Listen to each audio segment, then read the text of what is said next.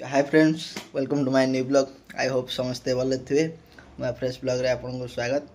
तो आज संडे अच्छी मो सांग घरे थी दी जन आज प्रोग्राम करचु चौद्वार बद्दी पार्क बुलायापी आम दी जन बर्तमान बाहरलु हेले आम प्रो राइडर एटा चौद्वार कारागार को रास्ताटा देखी दियो चौद्वार कारागार। तो भाई बर्तमान मु पलि आसी चौद्वार बर्दी पार्क रे अच्छी लोकेशनटा देखी दियो भल लगुच। तो भाई यही जगह देख फटो उठाई बढ़िया मिल सहित आसे भल लगे जगह एपटे फिस्ट सब भल प्लेसटा अच्छी देखो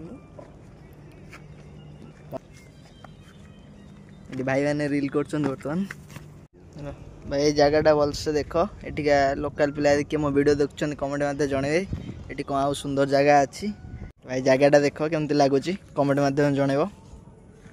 मत तो बहुत बढ़िया लगुच जगहटा आपण भी केबे आसी विजिट करी जांतु। लोकेशनटा मु दे देवी डिस्क्रिप्शन रे।